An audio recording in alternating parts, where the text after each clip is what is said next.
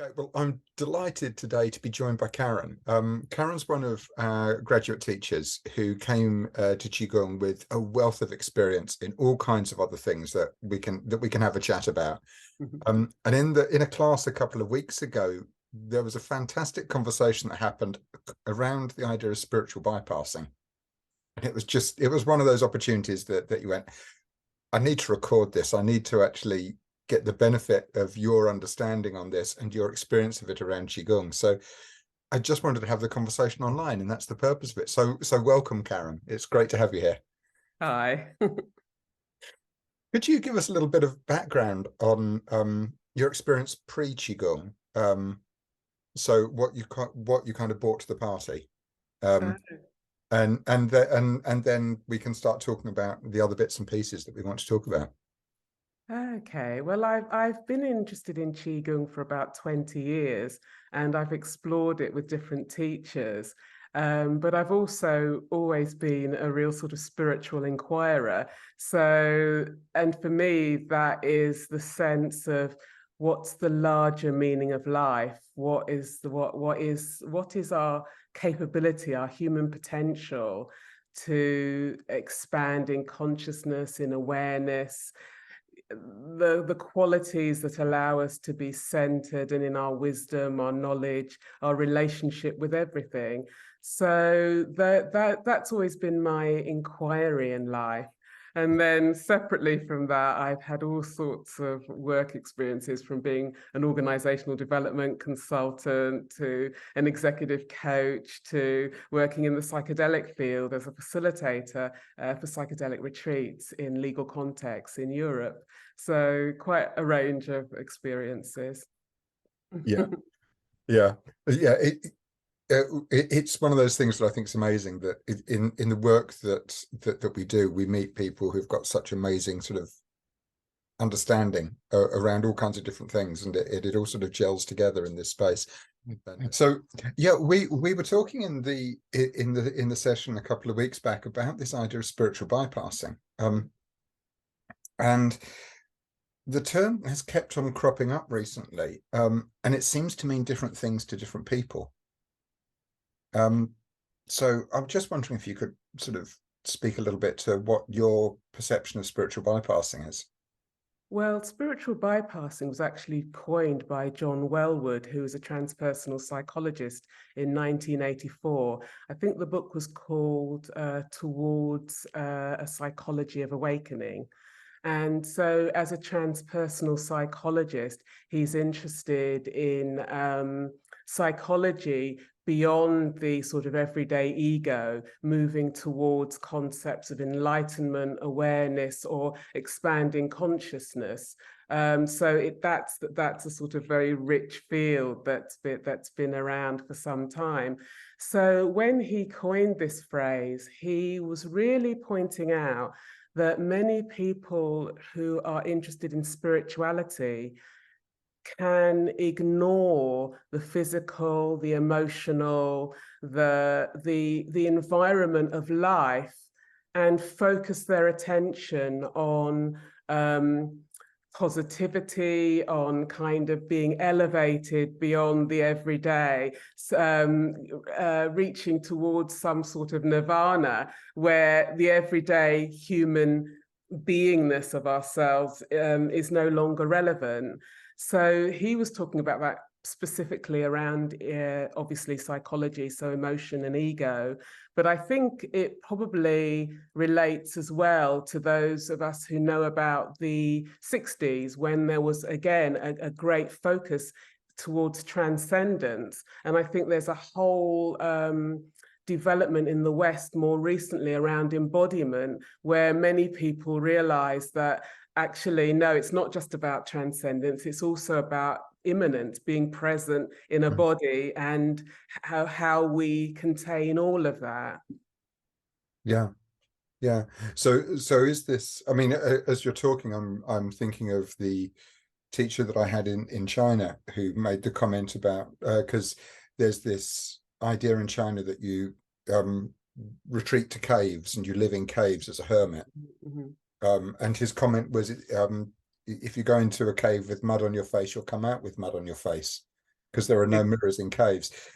Is that talking to the same thing?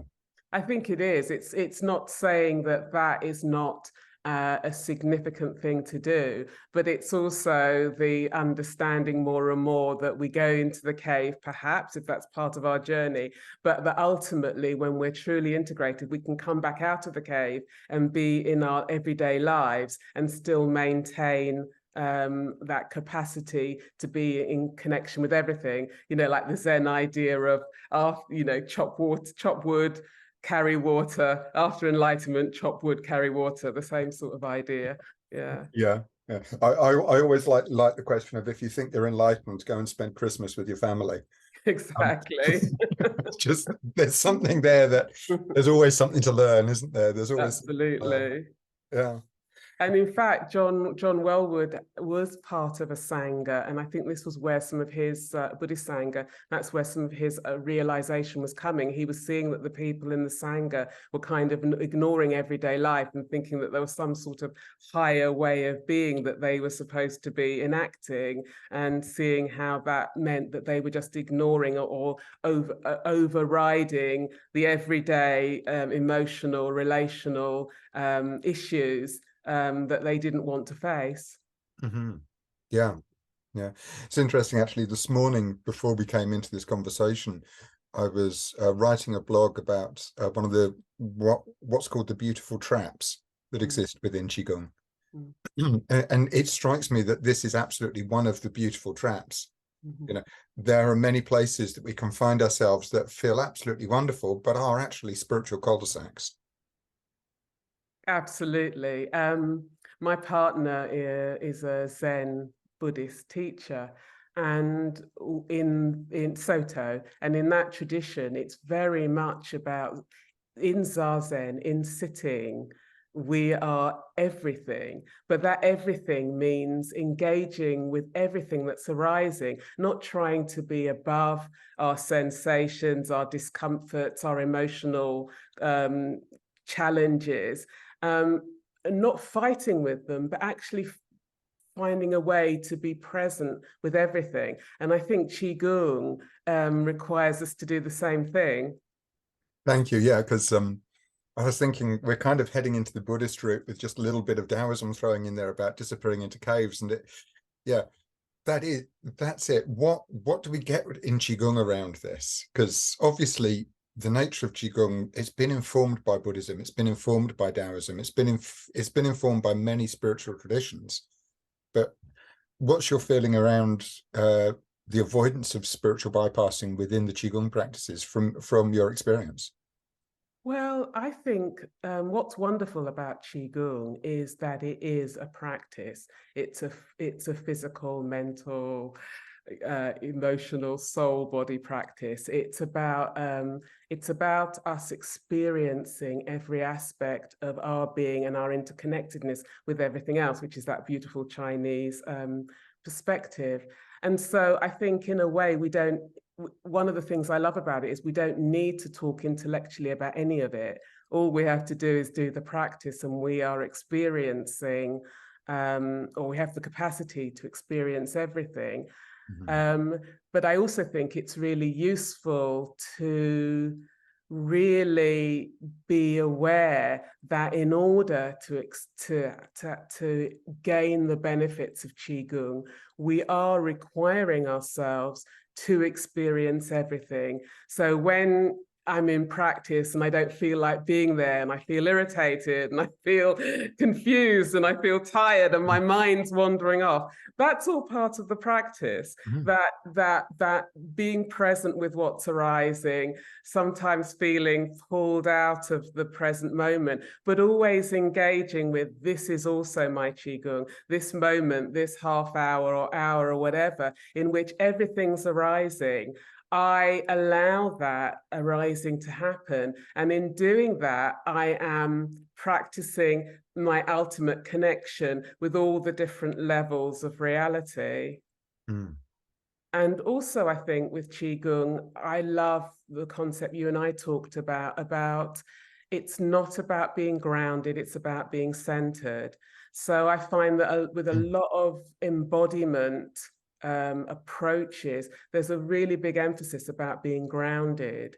But I think that the notion we talk about, where ground is important, but center, as you find your center with larger and larger chi fields, and your center with all the emotions and discomforts that arise, so that you are engaging with all the aspects of life through the experiences that are arising in your personal chi field.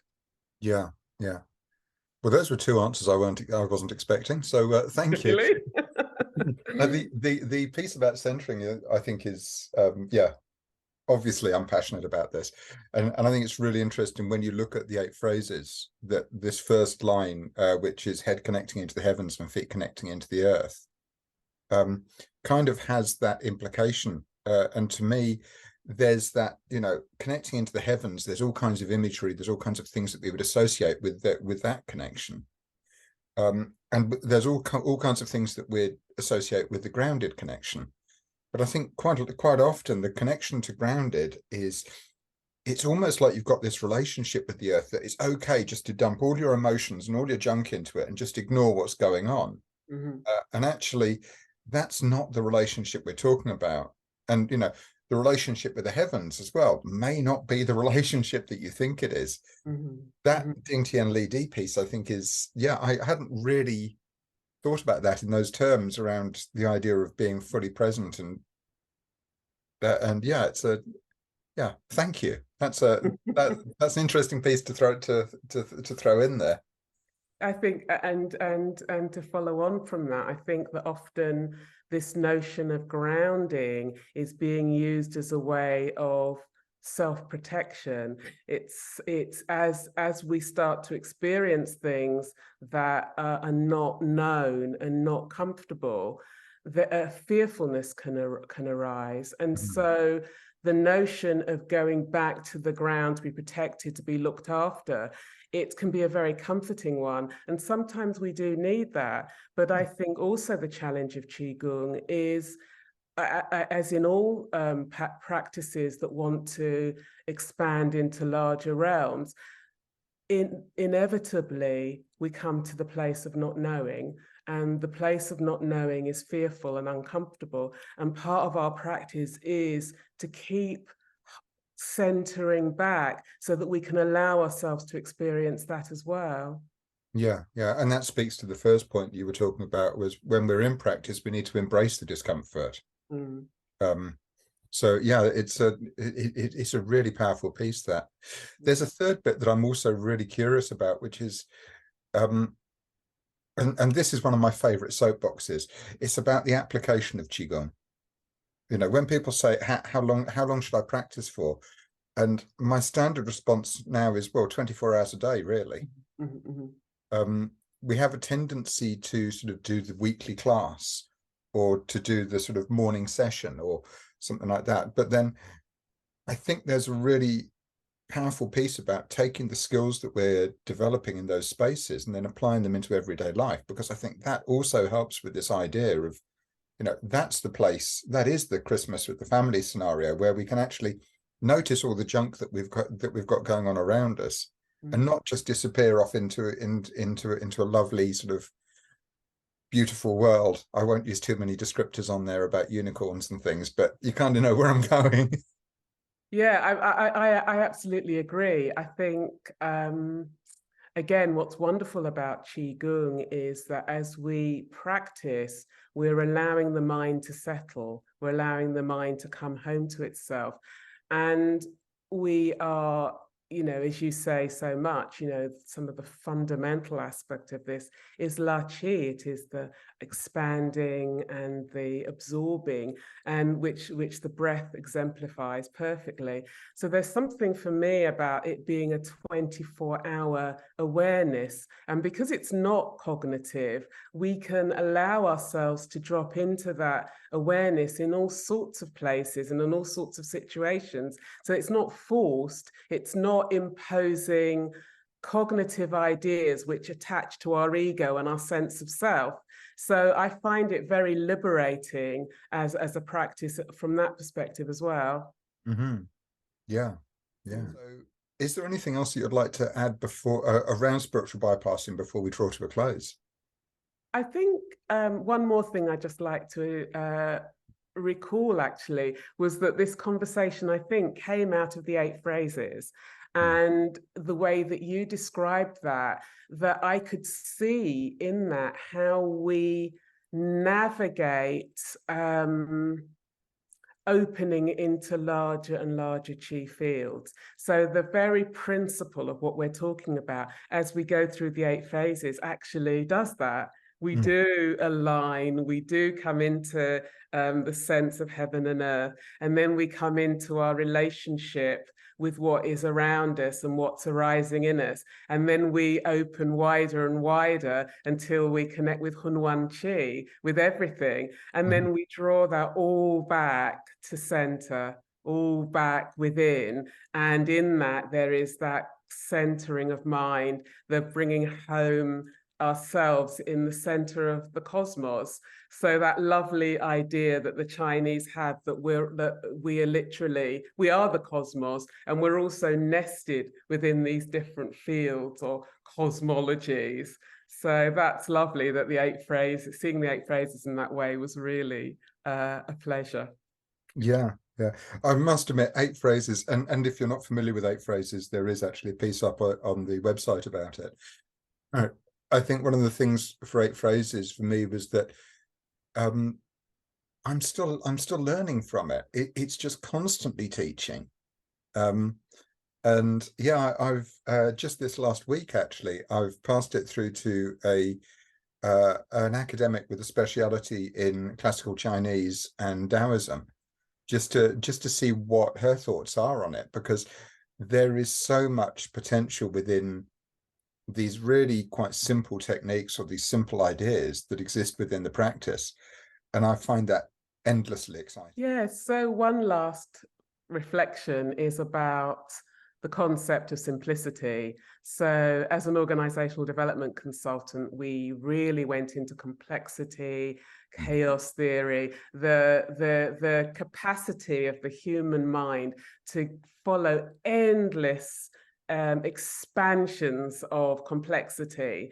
And yet, in the Taoist, simplicity is everything. And I feel in our practice, again, we have the opportunity to be absolutely in the simple. The 8 phrases sound so simple, and yet it's so rich. And I think for those of us, particularly in the West, who might have over complex ways of engaging, Qigong really gives us that opportunity as well to find everything and this rich expansion in what is apparently simple. Yeah, yeah. Not willing to open another can of worms, but kind of knowing that I possibly am, and this may be a conversation for another point. I think there's a piece in here about trust. Mm. And one of the things that I find incredible with the people that I've studied with is the respect that they have for the people who can take something incredibly simple, such as La Chi or Bao Body, for example, and make that the only thing they do, the only Yeah. aspect of their practice, because they fully trust it. And then Mm-hmm. they have these amazing results. Mm-hmm. Um, and I think that in the West, as you say, we have a tendency to make things overly complex. And I can't help feeling that we tend to do that because that is the way that we're taught to trust something. Mm-hmm. Mm-hmm. But actually, the thing that we're fundamentally trusting is the simple idea that sits at the beginning. And we shouldn't get distracted by all the noise and all the complexity. We should recognize it for what it is and then always return back to the simple. Yeah. So, And then yeah, in the simple becomes the deepening and deepening and deepening. And as yeah, we deepen, we expand. It's a wonderful paradox, isn't it? it is. But yeah, I mean, there are so many complex things that we can go off and explore, but we can always return as well, which I think is one of the real. Absolutely. Returning. That's another wonderful phrase. Mm, yeah. Well, Thank you very much. What a rich conversation. And yeah, when we started out, we were kind of saying, how long is this conversation going to be? And I know when Karen and I have chatted in the past, you know, it could be an hour, it could be 2 hours, but it feels really clear and succinct this time. So I hope that's your experience of it as well. Absolutely. Okay. Thank you very much. Thank you.